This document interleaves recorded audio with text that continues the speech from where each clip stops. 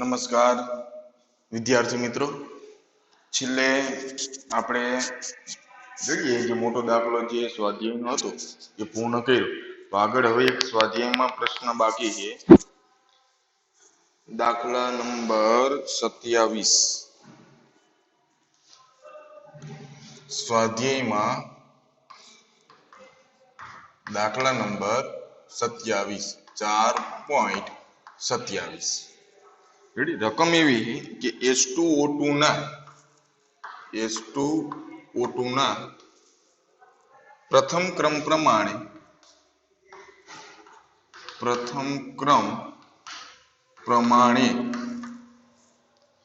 વિઘટનનો વેગ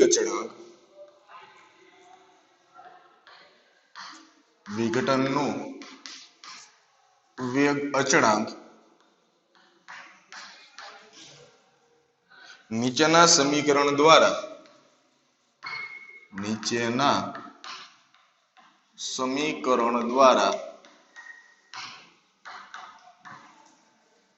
દર્શાવી શકાય.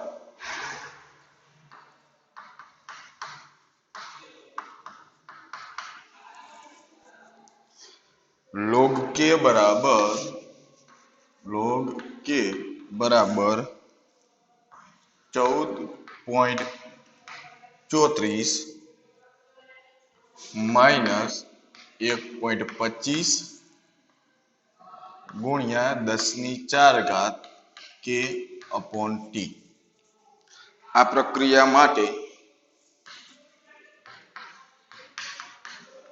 પ્રક્રિયા માટે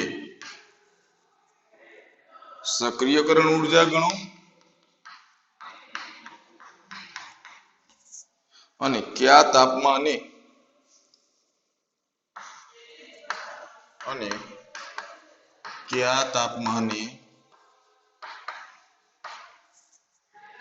તેનો અર્ધ આયુષ્ય સમય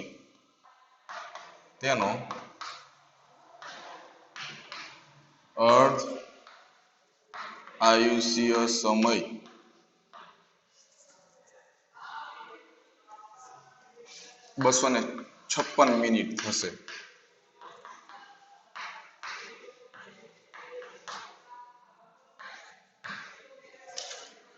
રકમ શું થઈ? H2O2 ના પ્રથમ ક્રમ પ્રમાણે વિઘટનનો વેગ અચળાંક નીચેના સમીકરણ દ્વારા દર્શાવી શકાય. log k બરાબર 14.34 માઇનસ 1.25 ગુણ્યા 10⁴ k/t.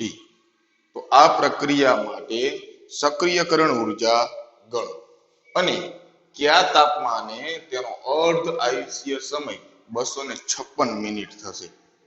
કયા તાપમાને ગણવાનું છે એનો અર્ધ આયુષ્ય સમય 256 મિનિટ થશે.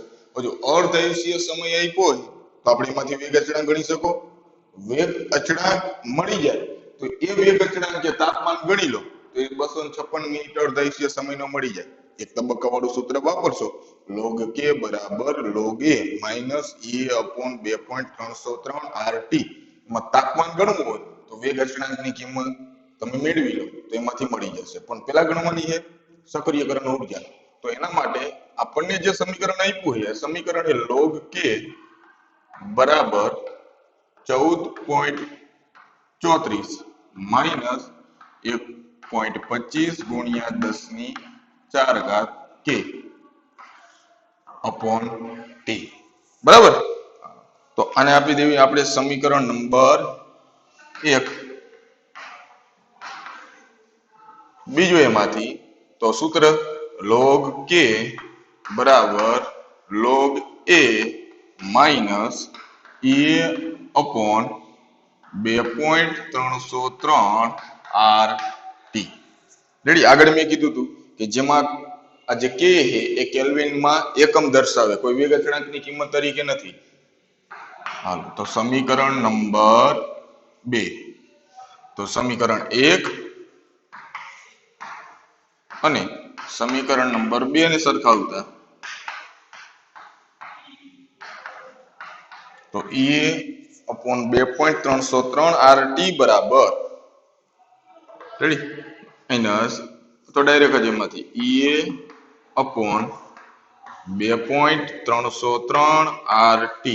હવે જોજો log કે log a, તો log a બરાબર શું થશે 14.34. log a બરાબર 14.34 બરાબર ને. આખી જે કિંમત છે log a ની જગ્યાએ e upon 2.303 RT એની જગ્યાએ 1.25 ગુણ્યા 10 ની 4 ના છેદમાં t. તો બી સરખા થશે ને.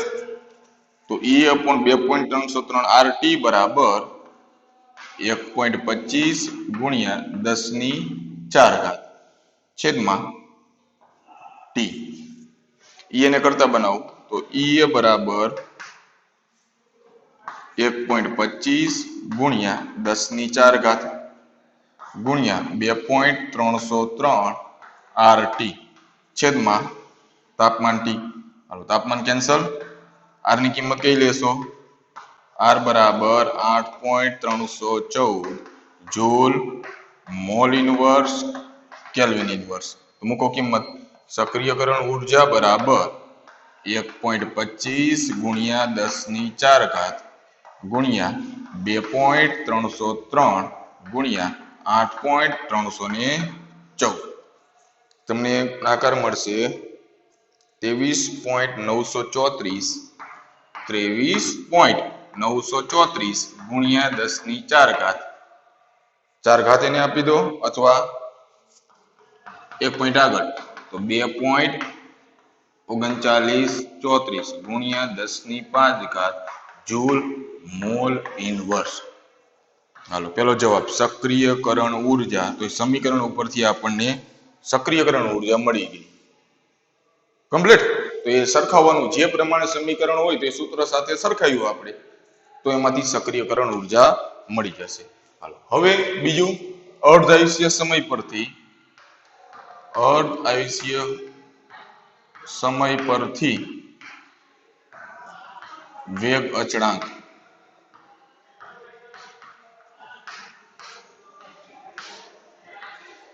રેડી. તો કયા ક્રમની પ્રક્રિયા છે? પ્રથમ ક્રમની. તો પ્રથમ ક્રમ માટે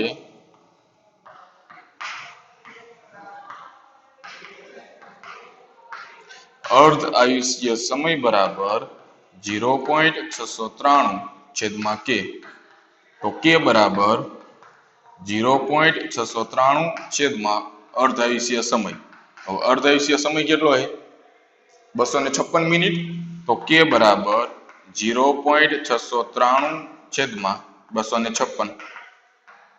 તો k બરાબર 0.002707. તો k બરાબર 2.707 ગુણ્યા 10 ની -3 મિનિટ ઇનવર્સ.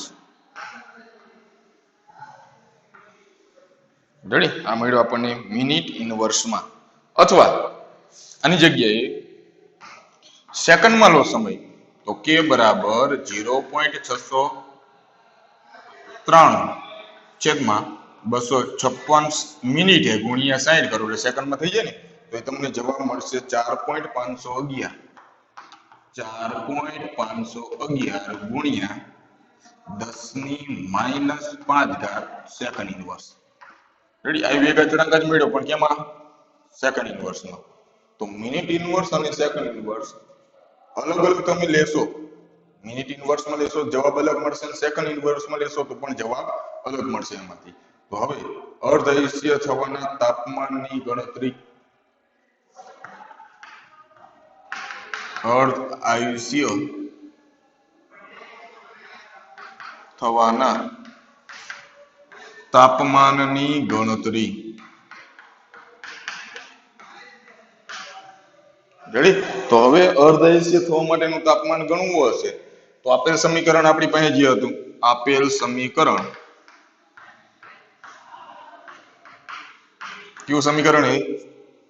log k બરાબર 14.34 માઇનસ 1.25 ગુણ્યા 10 ની 4 છેદમાં t. તો એમાં આ વેગ અચળાંકની કિંમત મૂકી દો જે આપણને મળી એમાંથી, તો તાપમાન મળી જાય ને. હાલો તો વેગ અચળાંક મૂકવું સેકન્ડ વાળો, તો log 4.5 ગુણ્યા 10⁻⁵ બરાબર 14.34 માઇનસ 1.25 ગુણ્યા 10⁴ છેદમાં તાપમાન. 4.5 થી લોગ મળશે -4.3458 બરાબર 14.34 માઇનસ 1.25 ગુણ્યા 10⁴ છેદમાં ટી. અને આ બાજુ લો પ્લસ અને આ બાજુ લઈ જાઓ તો એ પ્લસ, તો 1.25 ગુણ્યા 10⁴ છેદમાં ટી બરાબર 14.34 પ્લસ 4.3458, તો 1.25 ગુણ્યા 10⁴ છેદમાં ટી બરાબર બંનેનો સરવાળો કરશો તો મળશે 18.6858. 18.6858 રેડી. વેગ અચળાંક એકમ તરીકે તો એમ રહેશે એમાંથી. હાલો તો તાપમાનને કરતા બનાવો એમાંથી. અહીંયાથી તાપમાનને કરતા બનાવશો એટલે જવાબ શું થશે? રેડી આ બાજુ કે એકમ તરીકે આપણે સામાન્ય મૂકવી, તાપમાનને કરતા બનાવો તો તાપમાન બરાબર 1.25 ગુણ્યા 10⁴ છેદમાં 18.6858, તો જવાબ મળે છે 669.96 669.96 એટલે 669, તો તાપમાન બરાબર 669 કેલ્વિન. તેનો અર્ધાયુષ્ય સમય કયા તાપમાને એનો અર્ધાયુષ્ય સમય 256 મિનિટ થશે? 669 કેલ્વિન તાપમાને મિનિટમાં. જો સેકન્ડમાં તમે લેશો તો તમારો જવાબ આવશે, સોરી આ સેકન્ડમાં છે, મિનિટમાં લેશો આગળ જે જવાબ મળ્યો ને 2.707 ગુણ્યા 10⁻³ વેગ અચળાંક બરાબર, તો તમને જવાબ મળશે લેશો તો કે બરાબર સોરી તાપમાન બરાબર 739.3 કેલ્વિન.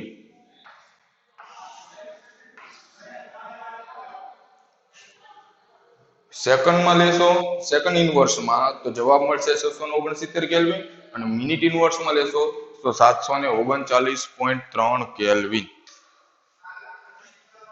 ખબર પડી? તો ફરીથી જે H2O2 ના પ્રથમ ક્રમ પ્રમાણે વિઘટનનો જે વેગ અચળાંક છે એ નીચેના સમીકરણ દ્વારા દર્શાવી શકાય. તો આ જે સમીકરણ આપ્યું હતું એની સાથે આપણા સૂત્રનું સમીકરણ મેં સરખાવ્યું, તો log k આ જે કિંમત log a આ જે કિંમત એના બરાબર થાય EA/2.303 RT. તો બંને સરખાવશો કે કેલ્વિન એકમ તરીકે એમાંથી સક્રિયકરણ ઉર્જા કરતા બનાવો, R ની કિંમત જૂલમાં મૂકશો તો સક્રિયકરણ ઉર્જા કેમાં મળી? જૂલમાં. હવે અર્ધાયુષ્ય સમય આપ્યો તો એના ઉપરથી વેગ અચળાંક મળી જાય, કારણ પ્રથમ ક્રમની પ્રક્રિયા, તો અર્ધાયુષ્ય સમય બરાબર 0.693 છેદમાં કે વેગ અચળાંક ગણ્યો તો મિનિટ ઇનવર્સમાં મળ્યો 2.707 ગુણ્યા 10⁻³ મિનિટ ઇનવર્સ, અને સેકન્ડમાં ગણો તો 4.511 ગુણ્યા 10⁻⁵ સેકન્ડ ઇનવર્સ. ફરીથી એક તબક્કાવાળું સૂત્ર લો, log k બરાબર log a minus E/2.303 RT. તો એ સમીકરણ આપણને જે આપેલું હતું એમાં k ની કિંમત મૂકી દો, આ સેકન્ડ ઇનવર્સ વાળી મૂકશો તો જવાબ 669 કેલ્વિન આવશે, અને મિનિટ ઇનવર્સ વાળી મૂકશો તો જવાબ આવશે 739.3 કેલ્વિન. કમ્પ્લીટ. 2 સેકન્ડ માટે જોઈ લો.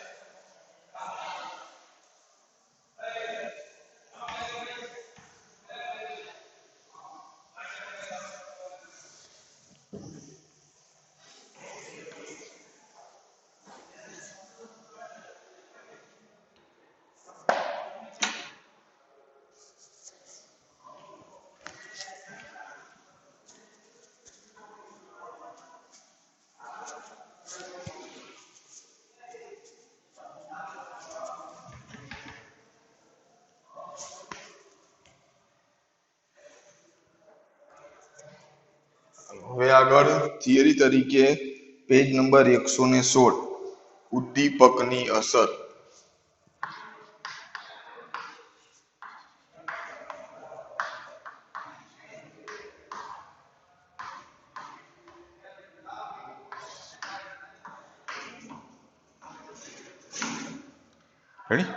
હવે ઉદ્દીપકનું કામ શું થશે? પ્રક્રિયાનું વેગ વધારવાનું કામ એ ઉદ્દીપક કરે. રેડી? કે રાસાયણિક પ્રક્રિયામાં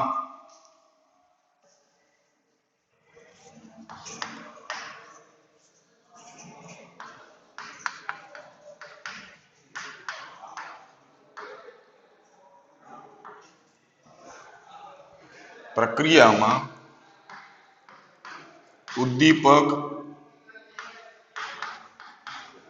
વેગમાં વધારો કરે અથવા રાસાયણિક પ્રક્રિયાને ઉદ્દીપિત કરે. તેના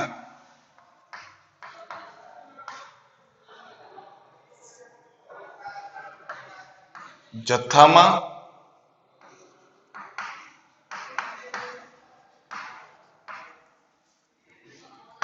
અને રાસાયણિક બંધારણમાં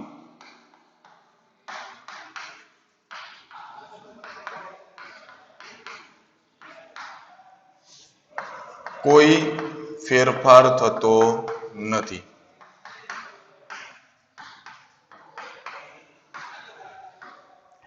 રેડી? વેગમાં વધારો કરે પણ એના જથ્થાની રીતે કે રાસાયણિક બંધારણની રીતે એમાં કોઈ પણ પ્રકારનો ફેરફાર થાય નહીં. આગળ આપણે વ્યાખ્યા ઉદ્દીપક માટેની આપી હતી કે રાસાયણિક પ્રક્રિયામાં વપરાતો એવો પદાર્થ અલ્પ માત્રામાં, ઓછી માત્રામાં કે જે પ્રક્રિયકથી નિપજ તરફ જવાના સમયમાં ઘટાડો કરે, જેથી વેગમાં શું કરે? વધારો. એ જથ્થાત્મક અને રાસાયણિક દ્રષ્ટિએ એના બંધારણમાં કોઈ જ પણ પ્રકારનો ફેરફાર થતો નથી.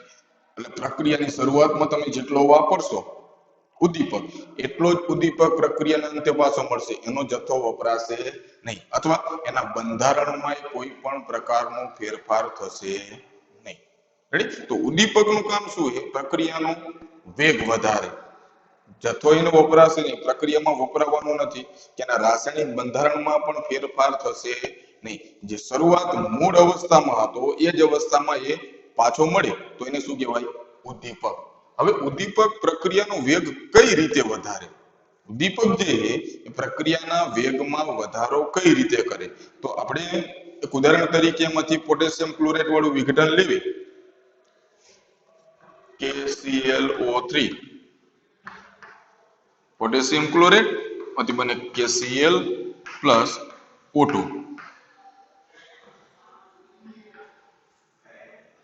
બરાબર. હવે આ વિઘટનમાં ઉદ્દીપક વગરની જો પ્રક્રિયા લો તો ઘણી બધી ધીમી થશે, ઓછા વેગથી થશે, ધીમા વેગથી. પણ ઉદ્દીપક તરીકે મેંગેનીઝ ડાયોક્સાઇડ તો ઉદ્દીપક વાપરશો તો એ પ્રક્રિયાના વેગમાં શું કરે? વધારો. પ્રક્રિયાના વેગમાં વધારો. તરીકે ઉદાહરણ એમાંથી હવે જે પ્રક્રિયાના વેગમાં જે વધારો કરે તો ઉદ્દીપકની ક્રિયાવિધિ સમજાવવી હોય, ઉદ્દીપકની ક્રિયાવિધિ મધ્યવર્તી સંકીર્ણ સિદ્ધાંતને આધારિત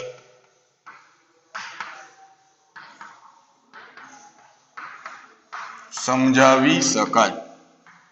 કોને આધારિત? મધ્યવર્તી સંયોજનને. એટલે સૌપ્રથમ શું કરશે કે જે ઉદ્દીપક છે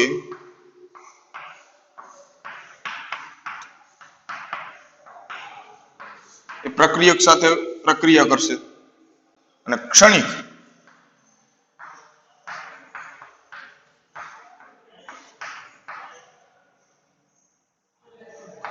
સમય માટે રચના કરશે મધ્યવર્તી સંકીર્ણની.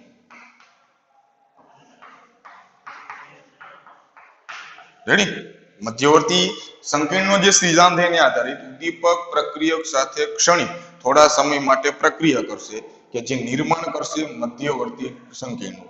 મધ્યવર્તી સંકીર્ણ છે એનું વિઘટન સરળતાથી થઈ જાય અને ક્ષણિક થોડા સમય માટે જ બને. રેડી એની નિપજ સ્થાયી મળતી નથી. અસ્થાયી એટલે કે ઉદ્દીપક પ્રક્રિયક સાથે ક્ષણિક થોડા સમય માટે પ્રક્રિયા કરી અને થોડા સમય માટે ક્ષણિક સમય માટે મધ્યવર્તી સંકેતની રચના કરી. જે અસ્થાયી જેનું સરળતાથી વિઘટન થઈ એનું રૂપાંતર કેમાં થઈ જાય? નિપજમાં. પ્લસ ઉદ્દીપક શરૂઆતમાં ઉદ્દીપક પ્રક્રિયક સાથે પ્રક્રિયા કરે, ક્ષણિક થોડા સમય માટે મધ્યવર્તી સંકીર્ણનું નિર્માણ કરે કે જે અસ્થાયી છે, જેનું સરળતાથી શું થઈ જાય? વિઘટન એટલે બને નિપજ. ઉદ્દીપક જે અવસ્થામાં હતો એ જ અવસ્થામાં એ પાછો મળે. પ્રક્રિયામાં વપરાવાનો નથી અને અતિ અલ્પ પ્રમાણમાં જેની ઓછી માત્રા એ પ્રક્રિયાનો વેગ ઘણો બધો વધારી શકે. રસાયણ વિજ્ઞાનમાં રેડી ઉદ્દીપનની જે ક્રિયાવિધિ તો ઓછી માત્રામાં પણ જથ્થાની રીતે પણ નહીં વપરાય અને રાસાયણિક દ્રષ્ટિએ બંધારણમાં કોઈ ફેરફાર વગર એ પ્રક્રિયાનો વેગ વધારે. પ્રશ્ન એ કે ઉદ્દીપક જે પ્રક્રિયાનો વેગ કઈ રીતે વધારે? એ તો આપણને ખબર છે કે ઉદ્દીપકનું કામ શું? કે પ્રક્રિયાનો વેગ વધારે. પ્રક્રિયકથી નિપજ તરફ જવાના સમયમાં ઘટાડો કરે, એ પ્રક્રિયક સાથે મધ્યવર્તી સંકીર્ણ બનાવે, ક્ષણિક સમય માટે અસ્થાયી હોય, સરળતાથી વિઘટન થઈ જાય તો એનું રૂપાંતર નિપજમાં થઈ જશે. ઉદ્દીપક જે અવસ્થામાં હતો એ જ અવસ્થામાં પાછો મળે. પણ આપણે રાસાયણિક પ્રક્રિયામાં આમાં ઉદ્દીપક ન વાપરો, નિપજ મળશે પણ એનો વેગ ધીમો છે, વધારે સમય લાગશે. પણ જેવો ઉદ્દીપક વાપરો તો ઓછા સમયમાં પ્રક્રિયા પૂર્ણ થશે. અથવા પ્રતિવર્તી હોય તો એ ઓછા સમયમાં સંતુલન સ્થપાશે. એનો મતલબ વેગ વધે. તો વેગ કઈ રીતે વધારી શકે? તો એના માટે આગળ આપણે આલેખ જે જોયો તો એમાંથી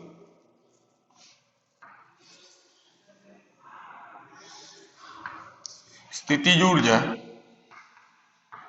પ્રક્રિયકોની સ્થિતિજ ઊર્જા કે નિપજની સ્થિતિજ ઊર્જા વિરુદ્ધ પ્રક્રિયા અક્ષ. બરાબર. હવે શરૂઆત કોનાથી થાય? પ્રક્રિયકોથી. હાલો તો અહીંયા પ્રક્રિયકોની સ્થિતિજ ઊર્જા. હવે પ્રક્રિયકના અણુઓ એકબીજાની જ્યારે નજીક આવે એટલે એની સ્થિતિજ ઊર્જા વધે, વધીને અથડામણ થાય એટલે બને મધ્યવર્તી સંકીર્ણ. રેડી કે મધ્યવર્તી સંકીર્ણમાં શું થાય કે જે જૂના બંધ તૂટતા જાય અને નવા બંધ બનતા જશે. પ્રક્રિયક સાથે થોડાક સમય માટે ક્ષણિક પ્રક્રિયા કરે તો જે જૂના બંધ તૂટતા જાય અને નવા બંધ બનતા જાય એટલે બનશે અહીંયા મધ્યવર્તી સંકીર્ણ. એનું વિઘટન થાય એ અસ્થાયી હોય તો એમાંથી બને નિપજ. તો એની નિપજના અણુ છૂટા પડે તો એની સ્થિતિજ ઊર્જામાં શું થાય? ઘટાડો. ઘટીને કોઈ મૂલ્ય અચળ થઈ જશે. તો કોની સ્થિતિજ ઊર્જા? નિપજની. તો પ્રક્રિયકોની સ્થિતિજ ઊર્જા એમાંથી મધ્યવર્તી સંકીર્ણ બનવા માટે જરૂરી સ્થિતિજ ઊર્જાને શું કહેવાય? સક્રિયકરણ ઊર્જા. પ્રક્રિયકોમાંથી મધ્યવર્તી સંકીર્ણ સક્રિયકૃત સંકીર્ણ બનવા માટેની જરૂરી સ્થિતિજ ઊર્જાને શું કહેવાય? સક્રિયકરણ ઊર્જા. તો આ જે સ્થિતિજ ઊર્જામાં વધારો છે પ્રક્રિયકોની, એ કેમાંથી મળે? એની ગતિજ ઊર્જામાંથી. એટલા માટે જ છે ને કે અથડામણ થવા માટે ઓછામાં ઓછી સક્રિયકરણ ઊર્જા જેટલી ઊર્જા જોઈએ.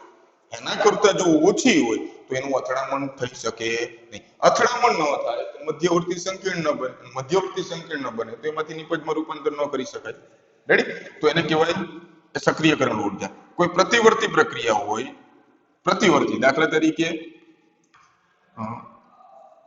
H2 gas plus I2 gas એમાંથી બને 2HI ગેસ. બરાબર. હવે બંને બાજુ પ્રક્રિયા થાય તો આ સક્રિયકરણ ઊર્જા પુરોગામી પ્રક્રિયા. પુરોગામી પ્રક્રિયા એ પુરોગામીની સક્રિયકરણ ઊર્જા EA.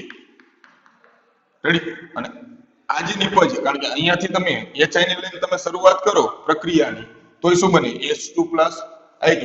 તો જો આ પ્રક્રિયક હોય HI તો એમાંથી મધ્યવર્તી સંકીર્ણ બનવા માટેની જરૂરી સ્થિતિજ ઊર્જા તેને દર્શાવવું EA ડેશ. પ્રતિગામી પ્રક્રિયાની સક્રિયકરણ ઊર્જા.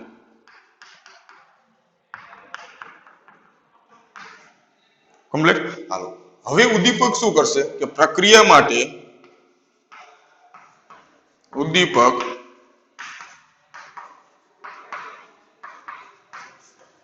પ્રક્રિયા માટે વૈકલ્પિક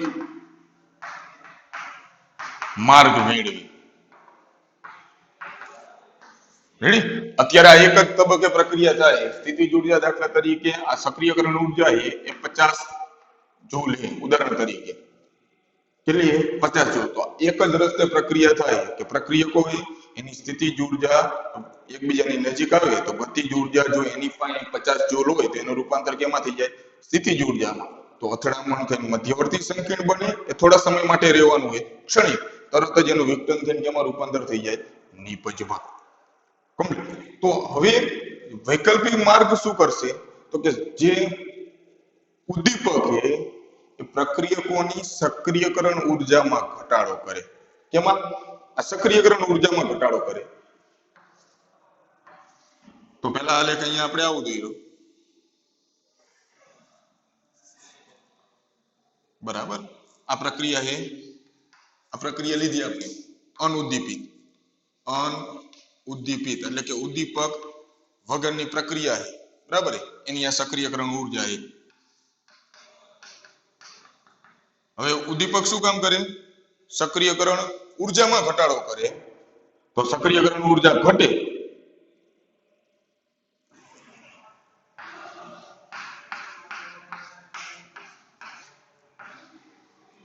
તો ઢાળ નીચો આવે તો સક્રિયકરણ ઉર્જામાં શું થયું?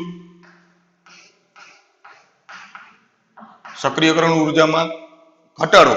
તો આ જે સ્થિતિજ ઉર્જા અંતરાય છે, જે ઉર્જા અવરોધ છે, નીચો આવે. થઈ ને? સક્રિયકરણ ઉર્જામાં ઘટાડો કરો તો સ્થિતિજ ઉર્જા અંતરાય નીચો આવે. તો હવે સ્થિતિજ ઉર્જા અંતરાય નીચો આવે તો વેગમાં વધારો થશે. કારણ કે અથડામણ પામતા અણુઓની સંખ્યા વધશે. કારણ કે 50 જૂલ સુધી અથવા આપણે સંભાવ્યતા ઝડપવાળું લેવી એમાંથી કે ટી તાપમાને આપણે આલેખ દોર્યો. બરાબર? દાખલા તરીકે અહીંયા છે 50 જૂલ સક્રિયકરણ ઉર્જા. સક્રિયકરણ ઉર્જા કેટલી છે? 50 જૂલ. તો 50 જૂલ કરતા જેની વધારે ગતિજ ઉર્જા હશે, ગતિજ ઉર્જા અને અણુઓનો હશે. 50 જૂલ કરતા જેની વધારે ગતિજ ઉર્જા હશે, અહીંયા અથડામણમાં ભાગ લેતા હશે ને, 50 જૂલ કરતા જેની ગતિજ ઉર્જા ઓછી હશે એ અથડામણમાં ભાગ લેતા હશે નહીં. પરંતુ ઉદ્દીપક શું કરે? એ પ્રક્રિયકની જે સક્રિયકરણ ઉર્જા છે ને એને ઘટાડી નાખે. 50 જૂલ માંથી કરી નાખે. ઉદાહરણ તરીકે કે 40 જૂલ. કેટલી? 40 જૂલ. તો હવે 40 જૂલે મધ્યવર્તી સંકીર્ણ બની જશે. તો 40 ની 50 ની વચ્ચે જે પ્રક્રિયામાં ભાગ નહોતા લેતા એ પણ પ્રક્રિયામાં ભાગ લેવા મળશે. તો અણુઓના અંશમાં શું થયો? વધારો. પછી આલેખમાં જો આ જે અંદરનું જે ક્ષેત્રફળ છે ને, એક જ પ્રક્રિયા માટે એટલે કે એક જ ચીજ માટે આજે આલેખે ગમે તેટલું તાપમાન વધારતો જમણી બાજુ ખસતો જાય પણ અંદરનું ક્ષેત્રફળ એ અચળ રહે, એ બદલાય નહીં. તાપમાન વધારો આગળ જાય, હજી આગળ જશે એ અંદરનું ક્ષેત્રફળમાં કોઈ ફેરફાર થાય નહીં, એ અચળ. પરંતુ સક્રિયકરણ ઉર્જા 50 હતી એની 40 કરી નાખી તો 40 ની 50 વચ્ચે જે ભાગ નહોતા લઈ શકતા, જેનું અથડામણ નહોતું થતું એનું અથડામણ થવા મળશે. તો અથડામણ થશે તો પ્રક્રિયકમાંથી બનવા મળશે નિપજ. તો શું કરશે? પ્રક્રિયકોની સક્રિયકરણ ઉર્જામાં ઘટાડો કરી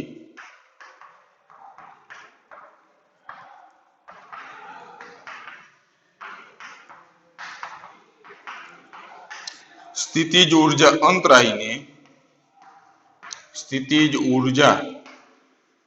અંતરાયને નીચો લાવે જેથી વેગ વધે. રેડી? ઉદ્દીપક પ્રક્રિયાનો વેગ કેવી રીતે વધારી શકે? તો કે પ્રક્રિયકોની સક્રિયકરણ ઉર્જામાં ઘટાડો કરે જેથી સ્થિતિજ ઉર્જા અંતરાયને નીચો લાવે જેથી પ્રક્રિયાનો વેગ વધે. બરોબર? હવે ઉદ્દીપક એ ઉદ્દીપકની સંતુલન અચળાંક પર કોઈ અસર થતી નથી. સંતુલન અચળાંક પર કોઈ અસર થતી નથી. કારણ કે ઉદ્દીપક તમે વાપરશો પ્રતિવર્તી પ્રક્રિયા, સંતુલન એટલે પ્રતિવર્તી પ્રક્રિયા, તો એ સંતુલને પહોંચવાનો સમય ઘટાડી શકે પણ નિપજમાં કોઈ વધારો કરી શકતો નથી. કેમ? કારણ કે એ સક્રિયકરણ ઉર્જા સ્થિતિજ ઉર્જા અંતરાય નીચો લાવે, સક્રિયકરણ ઉર્જામાં ઘટાડો કરે તો આ પુરોગામી અહીંયા સક્રિયકરણ ઉર્જા સ્થિતિજ ઉર્જા અંતરાય નીચો આવે, પ્રક્રિયા અહીં થવા માંડે તો આ કોની થઈ ગઈ? પુરોગામી પ્રક્રિયાની સક્રિયકરણ ઉર્જા. તો પ્રતિગામી પ્રક્રિયાની સક્રિયકરણ ઉર્જામાં શું થાય? ઘટાડો. કે એવું તો બને નહીં કે પુરોગામી પ્રક્રિયાની સક્રિયકરણ ઉર્જા ઘટે, પ્રતિગામીની નહીં. પુરોગામી અને પ્રતિગામી બંનેની સક્રિયકરણ ઉર્જામાં ઘટાડો કરે તો બેનો વેગ અને બંનેની સક્રિયકરણ ઉર્જા એક સમાન ઘટે. બંને આમાં 20 જૂલનો ઘટાડો થયો હોય તો આમાં 20 જૂલનો જ ઘટાડો થશે, જેથી એનો મતલબ એવો થયો કે પુરોગામી અને પ્રતિગામી બંને પ્રક્રિયાનો વેગ એક સમાન રીતે વધારે છે, જેથી નિપજમાં કોઈ પણ પ્રકારનો ફેરફાર થતો નથી. પુરોગામી અને પ્રતિગામી બંને પ્રક્રિયાનો વેગ એક સમાન રીતે વધારે,